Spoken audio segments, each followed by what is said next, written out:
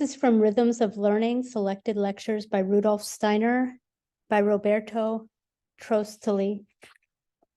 Chapter 2, Teacher and Child, the Temperments, a key to understanding human nature. The primary task of a Waldorf teacher is to understand the human being in body, soul, and spirit. From this understanding will grow the approach, the curriculum, and the methods of education capable of addressing the whole child. How can teachers develop this understanding? In Lecture 6 of Human Values in Education, Rudolf Steiner states, "Where is the book in which the teacher can read about what teaching is? The children themselves are this book. We should not learn to teach out of any book other than the one lying open before us and consisting of the children themselves. In order to read this book, however, we need the widest possible interest in each individual child, and nothing must divert us from this." Page 116. That's the end of the Rudolf Steiner quote. Teachers who develop this kind of interest will begin to decipher the script of human nature. A tool that can help us in that process is the knowledge of the temperaments. Few people today refer to the temperaments, for modern psychology has developed other ways of viewing personality types. In classical and medieval times, however, the system of the temperaments was widely known, and human beings were classified as sanguine, phlegmatic, melancholic, or choleric, according to the predominance of one of four essential fluids, or humors. These humors, blood, phlegm, bile, and gall, were thought to determine a person's constitution, disposition, and behavior. In the early years of this century, Steiner reclaimed, expanded, and refined this view of the temperaments, and he presented the results of his research in a number of lectures, two of which are included in this chapter. According to Steiner, our lives are the confluence of two streams, the stream of the past and the stream of the future. The stream of the past is connected with a person's family and therefore with the forces of heredity. This stream is expressed primarily by the physical and etheric bodies. The stream of the future is connected with a person's individuality and with destiny. These find their expression through the astral body and the I. Our temperament mediates between these two streams. It allows us to reconcile our hereditary characteristics with our destiny. In, quote, The Four Temperaments, unquote, Steiner states, temperament stands between the things that connect a human being to an ancestral line and those the human being brings out of earlier incarnations. Temperament strikes a balance between the eternal and the ephemeral, and it does so in such a way that the essential members of the human being enter into a very specific relationship with one another. Page 58, unquote, from The Four Temperaments, Steiner quote. In the anthroposophic view, each of the four members of our being fulfills both physiological and psychological functions, depending on our age and stage of development. The member of our being that predominates determines the physical and emotional tendencies that form the foundation for our temperament. In The Four Temperaments, Steiner describes the basis for the temperaments in an adult. If the physical body predominates, a person will have a melancholic temperament. If the etheric body predominates, a person will have a phlegmatic temperament. The predominance of the astral body manifests itself as a sanguine temperament, and the predominance of the I, uppercase I, results in a choleric temperament. In the child, the temperaments have a different basis, and this can be confusing for someone who is trying to understand this way of viewing the human being. If the physical body predominates, the child will have a phlegmatic temperament. If the etheric body predominates, the child will be sanguine. The astral body predominates in a choleric child, while the predominance of the I results in a melancholic temperament. Steiner summarizes the differences between the basis for the temperament of the adult and the child in the 5th lecture of Discussions with Teachers as follows. Here's the Steiner quote. Human beings are extremely complicated. There is a definite relationship in them between the I and the physical body, and also between the etheric and astral bodies. Hence, the predominance of one can become a predominance in another during human life. For example, in the case of the melancholic temperament, the predominance of the I becomes a predominance in the physical body. And in a choleric person, the preponderance of the astral becomes a preponderance of the I. Those are pages 56 through 57, unquote. How does one's temperament change as one grows older? According to Steiner, each stage of life is colored by a particular temperament. Childhood is a time of sanguinity. Adolescence is choleric. Adulthood is a time of melancholia. And old age is phlegmatic. Within this general progression, one's individual temperament remains unchanged. What does change, however, is the basis for the temperament. Thus, the melancholic child tends to remain melancholic as an adult, but the basis for the melancholia changes from a predominance of the I to the predominance of the physical body. Whatever the basis for the temperament, each of the temperaments displays certain typical characteristics, both in childhood and adulthood. These characteristics may not always be obvious because everyone embodies some aspects of each of the 4 temperaments.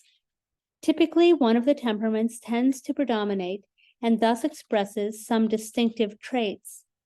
But it is important to remember that a person rarely displays all of the characteristics listed in any one description. Cholerics are usually energetic, forceful, and assertive. They are natural leaders, for they are decisive and courageous and have great warmth of heart.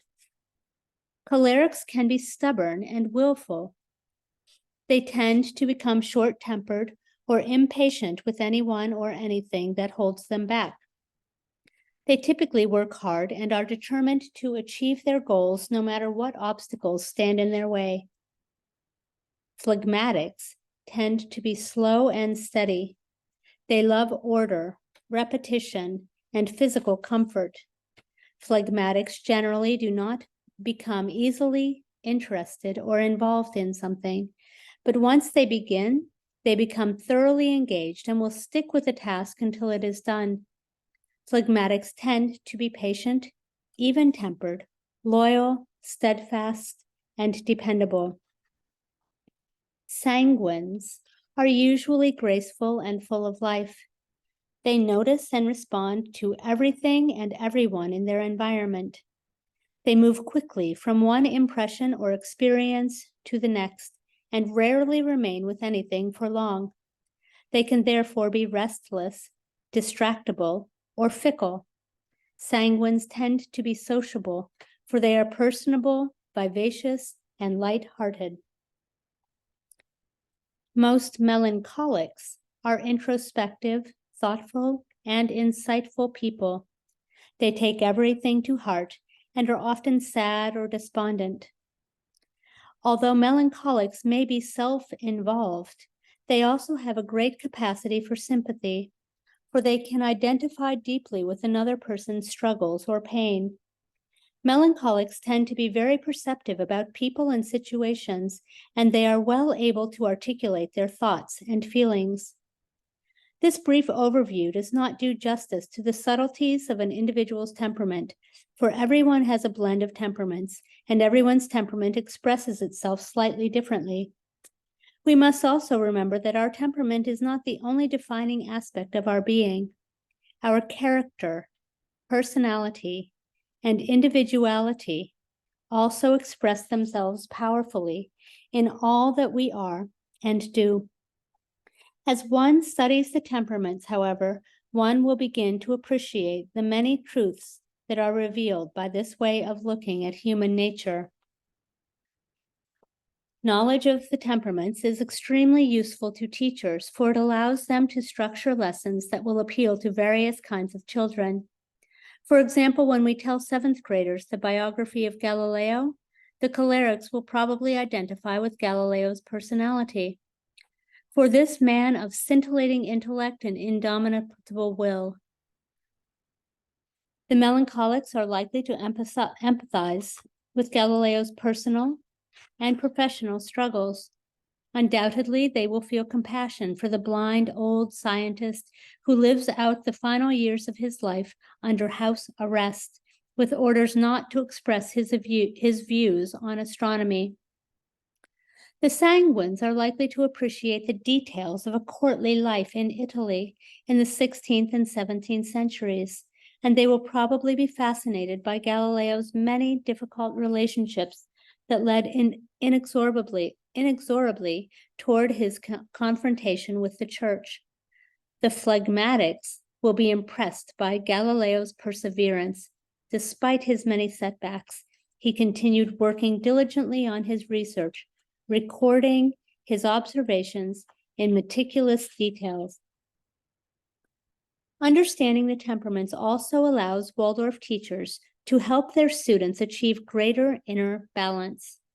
One might think that this would be done by trying to counter the child's tendencies, for example, by making a sanguine stick to a task, or forcing a choleric to give in by cheering up a melancholic, or drawing out a phlegmatic. Anyone who has tried such methods knows how ineffective they are. Steiner suggests that we do the opposite. We should work with the temperament to help children overcome the one-sidedness that their temperament might create. Although there are no recipes for working with human beings, Steiner gave very helpful indications for working effectively with children of different temperaments. Choleric children admire strength, competence, authority, and they benefit from having a relationship with people whom they can respect and esteem. Cholerics respect a person who is in command of every situation and who knows what to do in every instance. Such a person can stand up to the choleric children and meet them with objectivity and firmness, thereby helping the cholerics develop self-control. Choleric children need an environment that provides them with physical challenges. By pitting themselves against physical obstacles, cholerics develop inner as well as outer strength. They can learn to moderate their impulsiveness and impetuousness. Phlegmatic children do not easily become engaged with other people, but they benefit from being around people who are interested in many things, for they slowly absorb those interests. As other people's interests find their reflection in the soul of phlegmatic children, these children start to overcome their outer indifference and begin to awaken to the world.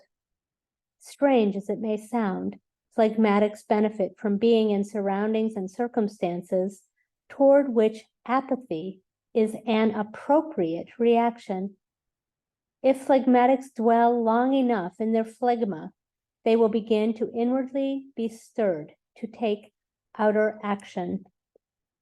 Although sanguine children have difficulty developing a deep interest in anything, their interest can be awakened by a particular person.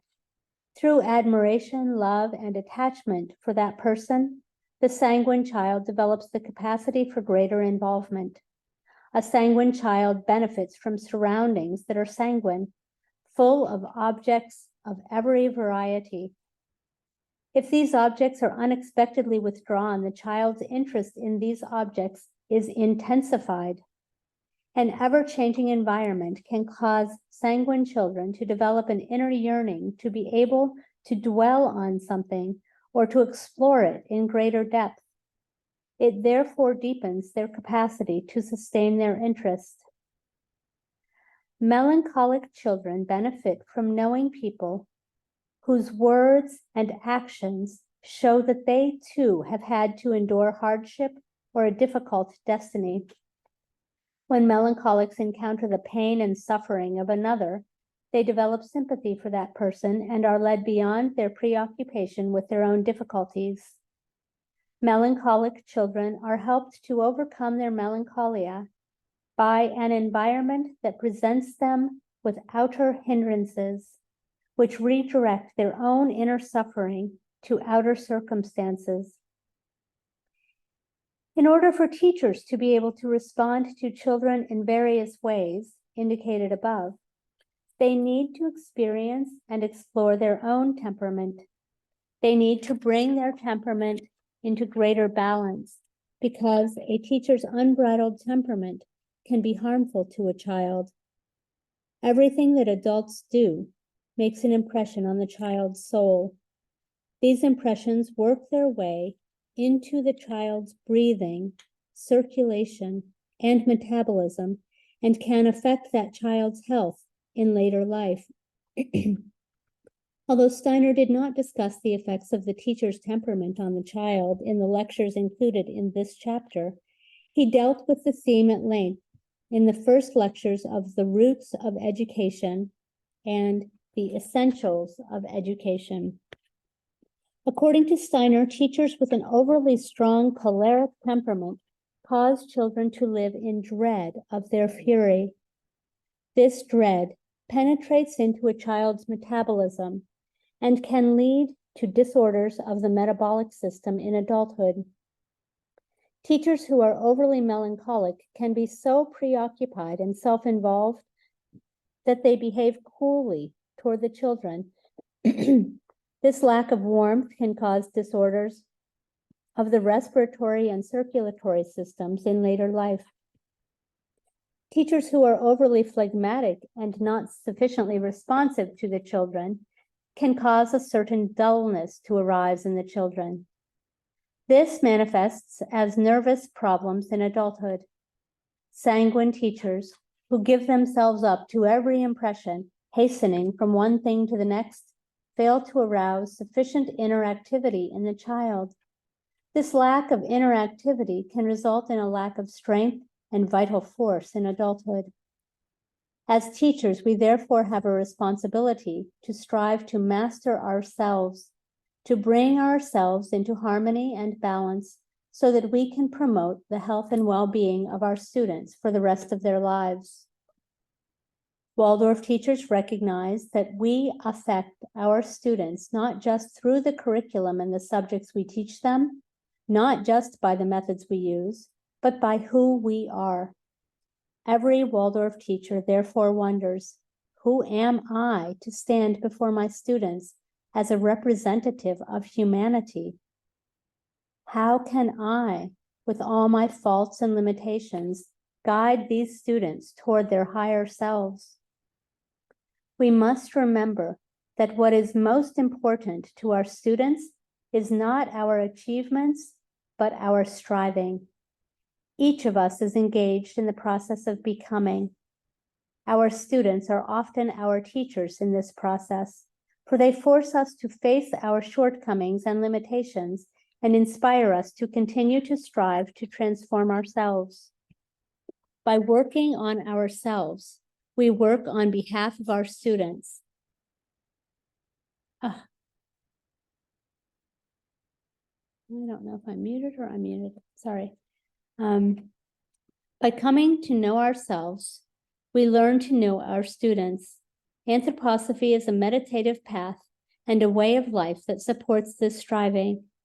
According to another of Steiner's lectures on the temperaments, quote, we learn to know individual human beings in every way when we perceive them in the light of spiritual science.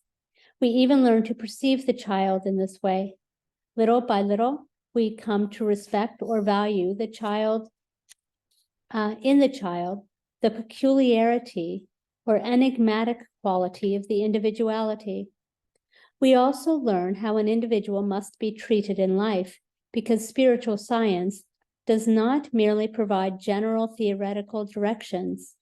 It guides us in our our relationship to the individual in the solving of questions we need to solve.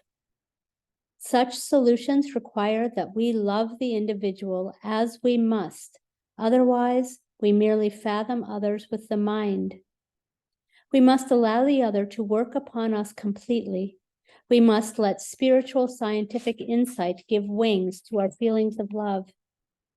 That is the only proper soil that will yield true, fruitful, genuine human love. It is the basis from which we discover what we must look for as the innermost kernel in each individual.